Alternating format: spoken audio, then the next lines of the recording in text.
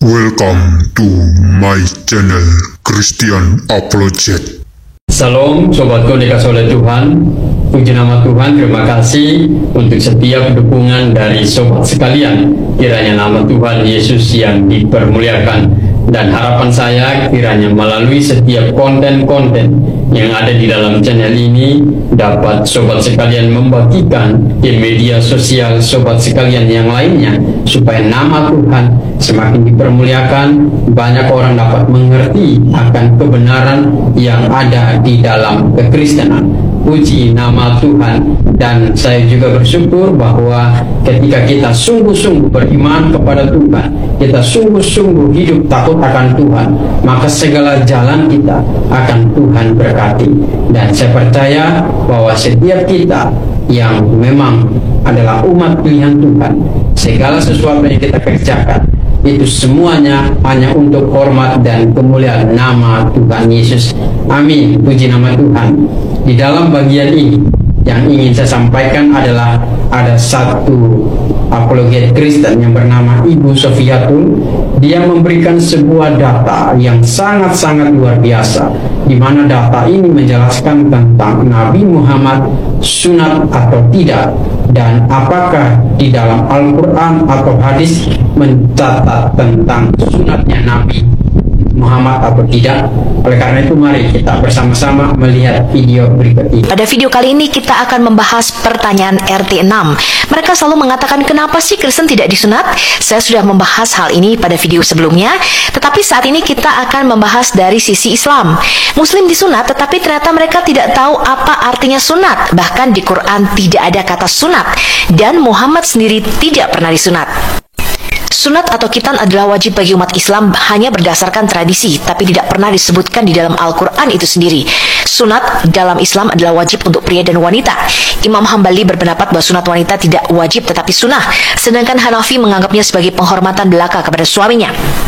Anda bisa membaca sumbernya dari Reliance of the Traveler, a translation of the classic manual of Islamic sacred law atau syariah.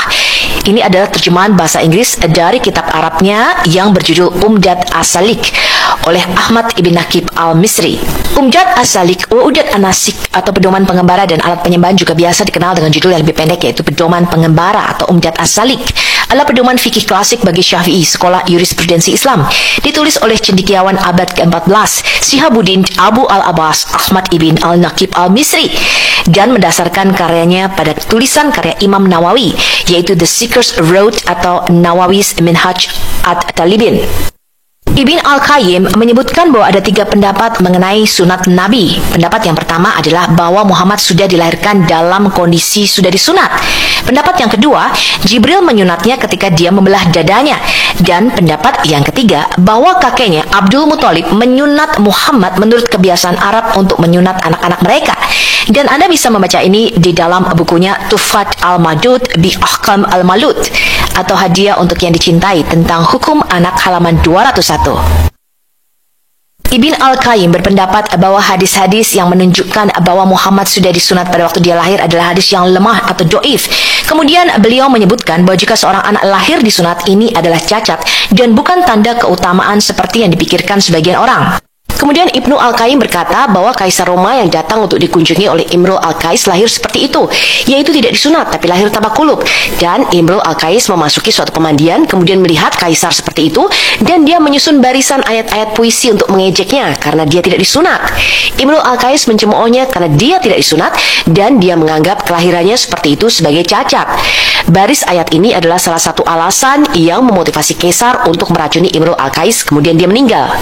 Kemudian hadis tentang malaikat membelah hati Muhammad diriwayatkan melalui banyak isnad kembali kepada Nabi, tetapi tidak disebutkan di antara mereka bahwa Jibril pernah menyunatnya, kecuali dalam hadis-hadis yang ganjil dan aneh. Ini ada di dalam Tuhfat Al-Malud halaman 206. Kemudian Ibn Al-Adim berkata bahwa dalam beberapa riwayat kakek Muhammad yaitu Abdul Muthalib menyunatnya pada hari ke-7, dan dia mengatakan ini tampaknya menjadi pandangan yang paling benar dan paling dekat dengan kenyataan. Ini ada di dalam Tuhfat Al-Malud halaman 206. Tetapi Ibn Al-Qayyim mengatakan di dalam Sa'ad Al-Ma'ad volume 1 halaman 82 bahwa ternyata masalah ini muncul menjadi pertengkaran di antara 2 orang saleh. Salah satunya menulis sebuah buku yang mengatakan bahwa Nabi lahir disunat, dan di dalamnya disusun hadis-hadis yang tidak otentik sama sekali. Namanya adalah Kamal Al-Din bin Talhah. Kemudian dikritik oleh Kamal Adin Ibn Al-Adim yang menjelaskan bahwa Nabi disunat sesuai dengan kebiasaan orang Arab. Dan karena ini adalah kebiasaan semua orang Arab, tidak perlu ada laporan untuk membuktikan bahwa dia disunat. Jadi sebenarnya tidak ada bukti sama sekali bahwa Muhammad pernah disunat, teman-teman. Dan ini adalah dari kitab-kitab Islam itu sendiri. Jadi Muslim sama sekali tidak tahu apa itu sunat dan apa itu perjanjian sunat. Bahkan mereka mengatakan hanya mengikuti milah Ibrahim. Dan ada di dalam Sahih Muslim nomor 4368 dan Sahih Al-Bukhari nomor 3107 bahwa Ibrahim itu berkitan atau disunat pada usia 80 tahun dengan menggunakan kapak, teman-teman. Aduh, ngilu sekali ya. Padahal kejadian yang sebenarnya itu ada di dalam kitab Taurat kita, yaitu Kejadian 17 ayat 24 dan 25. Abraham berumur 99 tahun ketika dikerat kulit katanya ketika dia mendapatkan perjanjian sunat dengan Tuhan. Dan Ismail anaknya berumur 13 tahun ketika disunat. Pada hari itu juga Abraham dan Ismail anaknya disunat. Jadi sebenarnya tidak ada cerita sama sekali bahwa Muhammad pernah disunat, dan Muslim tidak tahu apa itu artinya perjanjian sunat. Tetapi anehnya, Muslim ini kembali berkuluk pada hari kiamat. Ini ada di dalam hadis Sahih Muslim nomor 5102. Muhammad berkata bahwa manusia dikumpulkan pada hari kiamat dalam keadaan tidak beralas kaki, telanjang, dan kembali berkuluk. Apa itu sunat? Sunat pertama kali merupakan tanda perjanjian antara Yahweh dan Abraham dengan keturunannya. Ini ada di dalam kitab Kejadian pasal yang ke-17. Tanda sunat ini diberikan karena perjanjian Allah ini mengenai keturunan benih Abraham, yang salah satunya adalah Mesias yang dijanjikan yang akan lahir dari keturunannya. Tanda sunat ini diberikan untuk Abraham karena Abraham akan menjadi bapa banyak bangsa, dan kepada keturunannya diberikan tanah Kanaan. Sehingga ketika Mesias yang adalah Yesus Kristus telah lahir, maka tanda sunat ini sudah digenapi, dan kita yang dicangkokkan ke dalam iman Abraham melalui Yesus tidak perlu lagi tanda sunat lahiriah. Jadi Abraham adalah bapa orang bersunat dan bapa orang tidak bersunat. Kepada Abraham iman diperhitungkan sebagai kebenaran. Dalam keadaan manakah hal itu diperhitungkan? Sebelum atau sesudah dia disunat? Bukan sesudah disunat, tetapi sebelumnya. Jadi Abraham dibenarkan karena iman, dan tanda sunat itu diterimanya sebagai meterai kebenaran berdasarkan iman yang ditunjukkan sebelum dia bersunat. Demikianlah Abraham dapat menjadi bapa semua orang yang percaya yang tidak bersunat, supaya kebenaran diperhitungkan kepada mereka. Ini adalah Roma 4 ayat 9 sampai dengan 11. Jadi Paulus sama sekali tidak pernah membatalkan tradisi sunat, tetapi hal ini tidak berlaku bagi bangsa-bangsa non-Yahudi atau bangsa-bangsa Goyim. Bagi kita, bangsa-bangsa non-Yahudi yang dipersatukan oleh karena iman di dalam Yesus Kristus, maka sunat secara lahiriah bukan lagi merupakan syarat keselamatan. Karena Sang Mesias yang dijanjikan telah datang, telah digenapi. Perjanjian sunat ini telah digenapi di dalam Yesus Kristus yang adalah benih Abraham yang memberkati seluruh bangsa di dunia. Dan di dalam Yesus kita telah disunat, tetapi bukan dengan sunat yang dilakukan oleh manusia, melainkan dengan sunat Kristus yang terdiri dari penanggalan akan tubuh yang berdosa.